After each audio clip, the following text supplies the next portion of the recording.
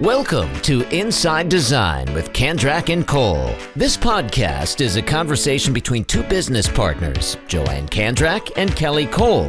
Join us for a lively conversation about all things interior design, from current projects, trade show experiences, worldwide travel, what's in, what's out, and all the challenges and wins they've had running their successful design business. Whether you're a seasoned interior designer, new to the industry, or a creative enthusiast, you will walk away with insightful information, newfound inspiration, and a smile on your face after listening to these two. And here they are, Joann and Kelly.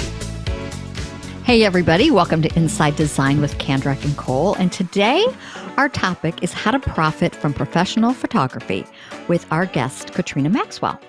So if you've listened to us for any length of time, you know how much emphasis we put on professional photography and how wonderful it is, not only for your website, but for you to pitch to magazines. Yeah. And so today we're going to dive into high quality professional photography and how it can help elevate your business. So Catrina Maxwell, a great friend of ours, she is a celebrated freelance photographer, and she's the founder of Cat Max Photography. She's a native of Atlanta. She has cemented herself in the area's leading photography for interiors, lifestyle, editorial, personal branding, events, and corporate photography. Her images have appeared in Southern Living, Atlanta Homes and Lifestyles, Rolling Stone magazine, Atlanta magazine, and Getty Images, and across the covers of numerous publications, including Best Self Media and more. So local media outlets have also profiled her, and Atlanta residents have seen her work displayed on billboards throughout the city. So if we call her Cat, so I'll just refer to her as that. But since graduating from commercial photography program at Gwinnett Technical College in 2008, Cat has become known for her expertise and high level of organization, providing clients with exceptional photography and a stress-free experience, which we can attest to because we always have a lot of fun together. In addition to centering honesty, dependability, and hard work at the heart of her business, she strives to create a personal relationship with each client that reflects the images captured. And we can highly attest to that. That is very true. Very, very true. So welcome, Kat. Thanks for coming on the show. Hi, guys. Yay! This is so awesome. So tell us a little bit more about your background and just how you got started in photography. I think everybody's got a story. Yeah, I think it's a great story. Yeah. So it kind of, you go through the journey, and when I got out of school, when I started, I was doing like local bands and hole-in-the-wall clubs around town. And I had a lot of my friends tell me I should do it professionally. So I was like, well, if I'm going to do it professionally, I got to go to school. So I went to school, and out of school was kind of trying to figure out my way as to what I wanted to do. You kind of, as a photographer, you kind of try all aspects in school. And then when you get out of school, to kind of figure out where you want your feet to land. And I started doing more higher end music photography, like Taylor Swift. Let me think. I've done Janet Jackson, a couple of, like big names. Garth Brooks. That's I did a couple shows with Garth Brooks. I covered the Music Midtown for quite a few years, and so that was great for what the time was. But as time went on, it was one of those things where it was a lifestyle thing. I couldn't really do that, staying out till midnight and shooting and trying to have a relationship and a family. It just made it really hard. So I started moving into corporate world, more corporate events, corporate headshots. And I knew how to do all this from school. So I was able to pivot. And then I had a love for interiors, and I used to rearrange my house and my bedrooms and everything, all the time. And my husband turned me on to HGTV, and that's what I watched 24/7. Yeah. And I was like, I really want to do interiors, like shoot interiors. I haven't done it since school. But in school I had to do it by myself, and I didn't like it. I would sit in a model home and watch the sun, and it was just not my thing. I like people. So I was like, I don't want to do architecture, even though my director in photography was like, Catrina, you do great interiors. This is the route you need to go. And I was like, but it's so boring. And, so then I was able to assist, Emily Followell. And I saw that it wasn't just me sitting in a room watching the sun with a film camera taking pictures. You have the interior designers there, you have the stylist there, you have the homeowner there, you might even, if you luck up, you might even have puppies there. So, I was like, Absolutely. oh my God. Yeah, I was like, I love this. So, I started kind of putting, some feelers out there and talking to people, and I got a few clients. And then when COVID hit, the corporate event and corporate headshot side of my business completely went away. Because at the time, that was a big part of your business initially, wasn't it? Yeah, because that's what that's what you did for us in the beginning. As you came and you shot our office and you did a whole photo shoot of us like working and headshots and it was awesome. And so I don't have a studio. So everything was mobile because I felt like people could do that better in Atlanta. They didn't have to worry about traffic. I came to them. I got their background of their office, whatever. And so it was great. But when COVID hit, like I said, all that went away because nobody was in the office. No one was doing events.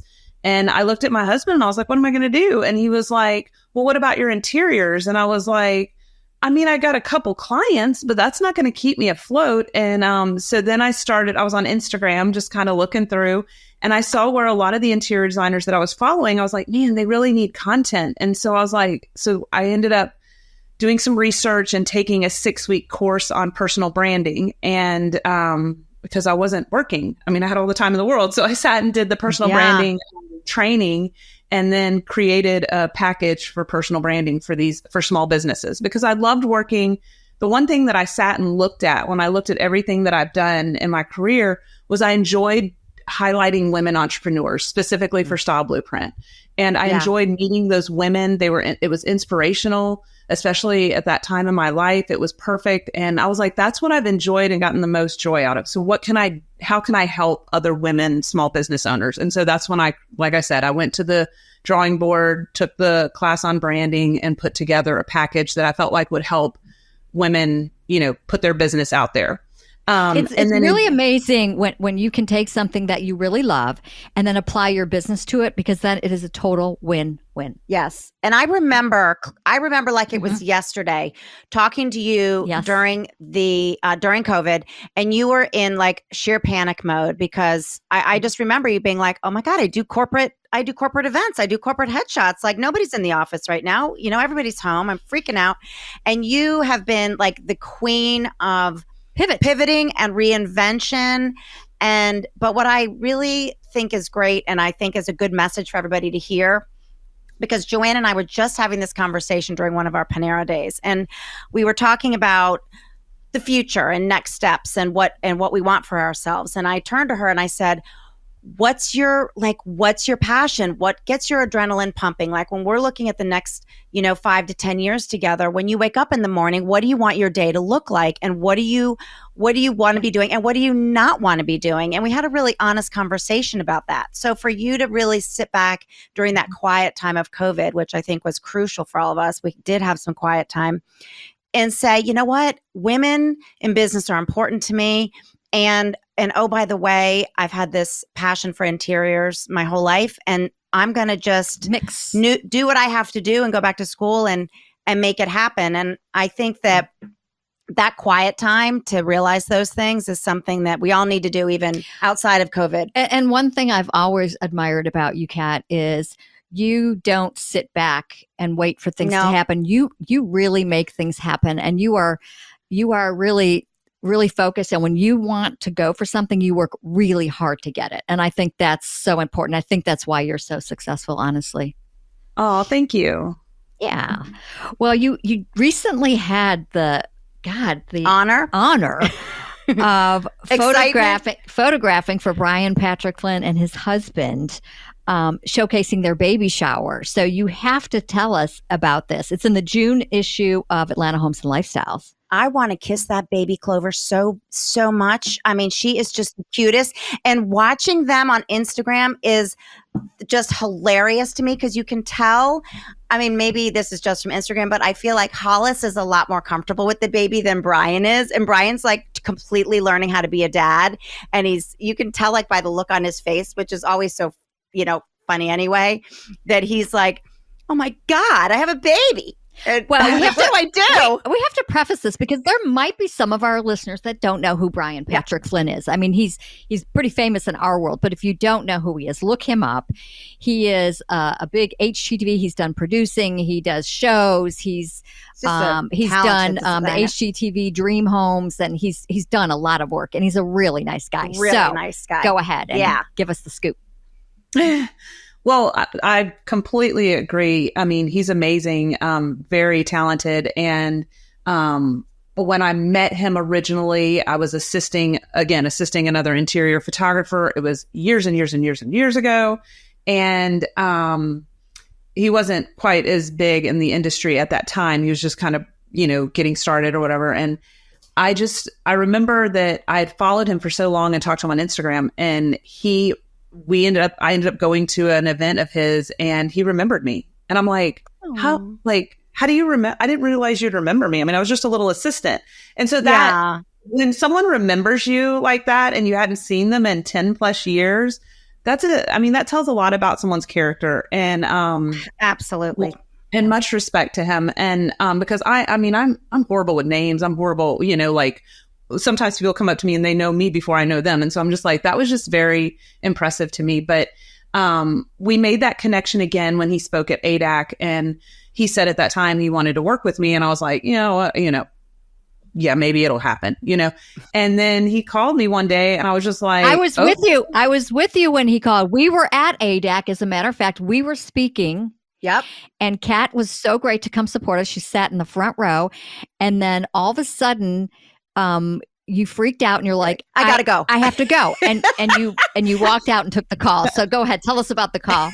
Yeah. So he called and he was just like, I need a photographer for the baby shower and a styled shoot. And I was like, awesome, let's do this. And then he ended up needing the nursery shot. So we ended up doing the nursery as well. And I mean, it's beautiful. Like, it's awesome. Like he just is so talented with what he does, and it's not hard to photograph at all. But I will tell a funny story from this. So at the time, my assistant was pregnant. Like, I'm talking like 8 months pregnant. And she came along to help me with the styled shoot. And earlier in the day, Brian had texted me a picture of the room, and he was like, and I can't remember if this shot is in there, but there's a disco ball hanging there on the picture that you just showed. And he wanted the empty shot without them in it to have the reflections of the disco ball. And I was like, okay, I see it in the iPhone photo, but what time of day was it? Like, I'm trying to dissect how it happened. And, you can't see it in that one, the dots in that one. It was in the empty shot. But anyway, so he, I was like, look, my assistant's 8 months pregnant. I was like, I'm almost positive that the light was coming from the skylight above the disco ball. And he's like, okay. And I was like, so we really need to get on the roof and put the light up there. And he was like, okay, where's the light? I'll go. And I was like, really? And so, like, before I could even think twice about it, he's out there getting on a ladder and getting on the top of the roof to shine the flash down on the disco ball so that we could get that starburst effect in the room. And again, he was just great to work with. And he's just a fun guy all around, and he's a hard worker. That's hilarious. If people only knew things that you have to do to get a shot, how you have to, hold something up or positions you have to get in. I mean, it was really, when Kelly and I first started, we originally started with Emily Followell, and she taught us a lot about that, who you trained under her as well, that things that you look at in person look completely different through the lens, and you have to move things, and things look very cockamamie when you're looking at it in real life, but in the photograph it's perfect. Oh, remember when we were doing a commercial shoot and we were outside putting black tarps on cars because the sun was reflecting off of the windshields and coming into the space and casting weird shadows on the ceiling, and we couldn't control it. So we're literally like draping these cars. If the residents were looking outside of their apartments going, who's touching my car? They would have freaked out. But I think that's one thing that people probably don't know about. You know, you reading all these beautiful design magazines and you're seeing all this photography, and there is so much that goes into a shoot, not just the styling, but when we're there together, and the collaboration that we as designers are doing with you to get the shot. Like, hilarious the time that we were shooting that master bedroom. Oh, and we brought in, sometimes we bring in original art or different art, especially for the space. Maybe the client has some art that's special to them, but for photography, for magazines, it's not quite right. So we'll go to our local gallery and we'll get some art on loan. And we had this huge piece of art, and we put it up with command strips because we didn't want to make any holes in our wall, but it was so big and it was only going to stay up there for like 3 seconds. So we're up on a dresser, like holding the art, and we're like, okay, Kat, we're going to step away. 1, 2, 3, shoot. And shoot it really fast. And then remember, it fell. And we were all like, ah! And Kat's like, I am never doing this again with you two. But we got the shot. Well, it's interesting. I love the shoots because I think we learn a lot from you for the next shoot, and you learn a lot from us as well. Absolutely. Because even though we're both in creative jobs, we each, have our space. Yeah, we know certain things, and then you help us to learn certain things. Yeah. So I love that, and I think people that need a professional photographer will find that not only is it so great, but you learn a lot, and you learn for the next time, and then your photography just becomes better and better. And when you work as a team like that, so I think we have great teamwork that we work with you, and that we have a lot of beautiful photography on our website and on our house page that Kat has done for us. So you can check that out on our website. So I'm curious, over the years, as you have evolved, I know your equipment is a huge investment. Have you had to buy a lot of new stuff with digital and apps and AI and all the things that as technology improves? How does that affect you? Well, it's funny that you ask this because I am currently trying to manage buying new equipment. When you are a photographer, yes, you have to stay, and especially in this digital age and what's going on, you have to.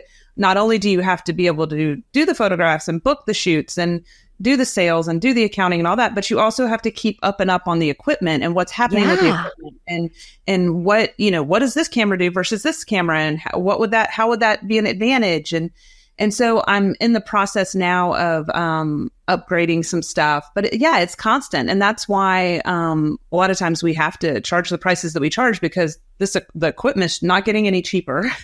And it's definitely an investment. So, and a lot of times I'll try to trade out my old gear for my new gear, but my old gear's not, as worth as much, but of course.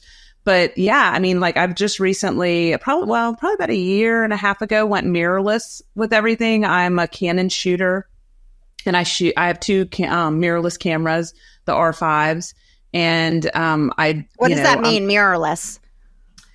It's a lot lighter. It doesn't have a mirror in it, and it's just a higher quality camera. It's the latest and greatest. And the next thing that I'm trying to upgrade is my lighting. And I mean the lighting I have is good, but there's just so many bells and whistles on these new lighting equipment that I want.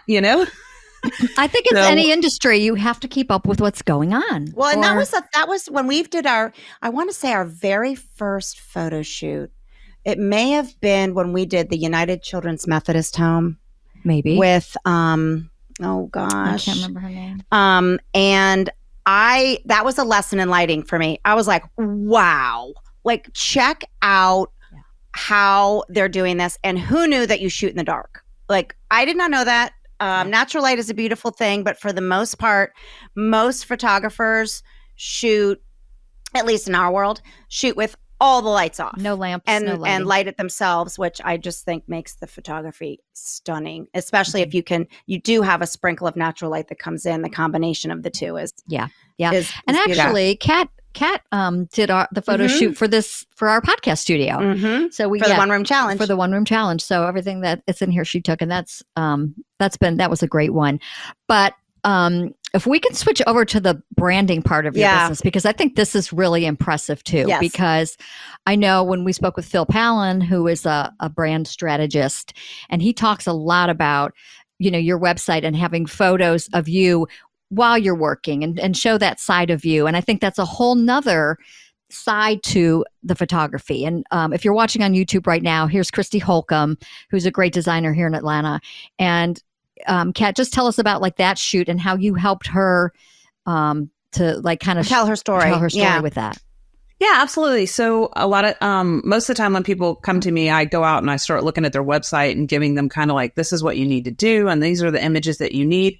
And then they'll put in some, like, well, I also need photos for this or that. And that's what I love about what I do is collaborating with people and helping them to elevate their business. And so Christy I had done some interiors for Christy, and then I had looked at her website, and actually, I don't even think she had talked to me about branding, but I was like, Christy, you really need a picture of you working, like showing the behind the scenes and in your office. And then the other thing was she has a storefront, and she didn't have any pictures of her family, and her family's very involved in running that shop. And I was like, Christy, you really need a picture of like your husband does the marketing, your mom is the manager of the store. Like, you don't have them anywhere on here, And so we just kind of came up with a shot list to highlight those things. And when we go in for the brand, like, it's a lot of planning on the front end. The branding is the meat is on the front end, and getting on calls, strategy calls, figuring out locations, figuring out hair and makeup, like all that kind of stuff. So that when you show up to that shoot, you feel like you're taken care of. You don't have as much anxiety because you know exactly what we're going in there to do. We have a shot list. We're going to just hammer through it, and it's not near as stressful. And you get so much more out of the shoot because you did do all that pre-planning. So you're walking away with like 30 plus photos for your Instagram, your blog, your website, your Google listing, your whatever you need it for. But you have a lot of content to go and elevate your business with. And Christy was great to work with. I mean, she had an office and the storefront. We went to both locations, and we got some great shots for her website. And then to watch people, I see the website before, and then I see the website after. And I've been trying to catch some of those before and afters of their website so people can see what I'm talking about. But it just gives this personal feeling to your website that people can connect to you better. I think that's huge. I think one of the things that I love is a business owner, and of course we try to do this as designers, is I want someone to tell me what I should be doing. I want someone to look at my website, look at my processes or whatever. And because we get in our mode, we don't really look at our websites that much. So for you to be able to say to her, I think you need to do this. I love when people say, I think you need to do this, because we don't always see it. So I love whether it's a marketing person or a bookkeeper or an accountant, like I want them to tell me what I should be doing. I don't know. So I think, I don't know a lot of photographers that do a lot of that personal branding. So I think that's pretty genius, because you've got all the portrait photography already. When we were, we did the inside scoop on hardware that we love. Yep. And I was researching the companies, and oh yes, you told me this. I'm losing my words. Made a difference. Thank you. When I was looking at the different websites, and you go to the About Us, and there's no picture. There was no story. I wanted to know, like, when I got to Rocky Mountain Hardware, I was like, thank God. There's like a story, and I now I understand this family and how far they've come, and it helps their background and their history, and it helps you connect. And it was so authentic. And then I'm realizing, there's a lot of companies out there. You go to the About Us, and it's this canned, we provide blah blah, and there's no pictures, and there's no behind the scenes, and it's just kind of like, Yeah. So As it's really a big deal. As Edward Lehman, the brand marketing guy, would say, At California Closets, you have to have a story, and you have to, people buy from people. Yeah. So I think that is a great thing that you do. All right. So that's kind of where it all started, was on Instagram during COVID, is because I was just sitting looking at these pretty interior designers' interiors, but they didn't have a story behind it. I didn't know if it was a woman, if it was a man, if it was, were they in Atlanta? Were they, what was their personality? I couldn't make that connection. All I could see was pretty interiors. And that's when I was just like, there's more story to be told here that's not being tapped into. And I was like, how can I help them? And how can I get them more content? And then that, like I said, that's when the personal branding experience was born. Yes, I think that's great. And I don't think that people or companies, especially small companies, always want to make that investment, and it just has huge returns. So like what's a price range so people understand, like for branding, for like if you come and do a shoot like you did for Chris, like what's a range that so they you would get so pay? it's a 4-hour shoot. We're on site for 4 hours. You walk away with 30 plus photos. And we do a lot, like I said, a lot of the pre-planning in the front. I give you a planning guide. We have strategy calls. We have idea boards. And for, all of that, it's $1,200. Oh, God, that's really so reasonable. Yeah. That's really reasonable. God, I think we need to redo ours. We had you here. We had you here many years ago. We've lost some weight. We're doing a little better. I think we need to redo it. Yeah. But I think that everybody needs to even know that something like that exists, right? Yeah. Well, it kind of re-energizes. And I know, like, we're working on doing some SEO things for our website, but once you start adding more things in, the things start crawling again. And, you can't just let that website stay stagnant. And so if you just invest $1,200 to put some new pictures in, that's like. Are you doing video too?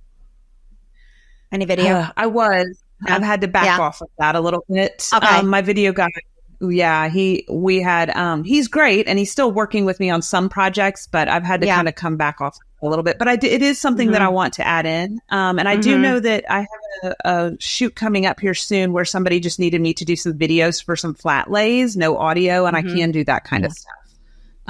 But constant evolving, for sure. Yeah, you constantly have to. And with back to the branding real quick, the 30 photos, if you think about that, if you recycle those, you can use those for a couple months. Easy, depending on how many times you're posting a week.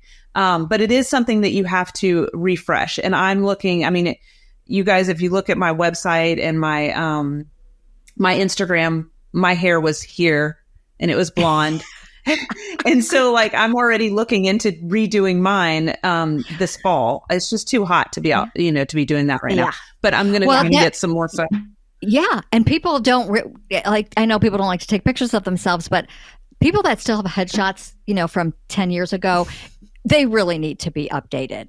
And so that really is, we do that a lot. When we'll do a shoot, we'll say, okay, let's go off to the side and just get a couple new fresh photos of us. Like you said, people like to see who you are. And if you need to show those, you don't want to be wearing the same outfit every time. Right. And with that being said, with that being said, I also do, like with you guys, when you hire me to do an interior, you'll be like, hey, can we get some photos over here of just us? Yeah. And I definitely do that. I'll get a portrait while I'm doing, or I'll get you moving in your space, working, trying to get, I do try to grab some of those during interiors as well. It's just not as planned out.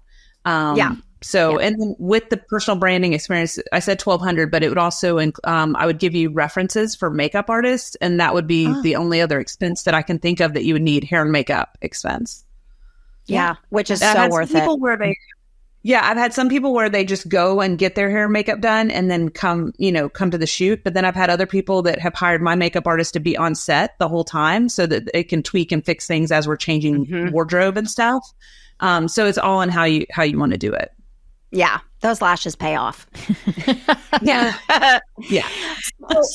You have a really, really good newsletter. I love your newsletter. Yeah. And you offer a lot of tips and tricks, and we can keep up with you. So let's see. To sign up. Yeah. How do you sign? Just go to the bottom of your website. Oh, that's right.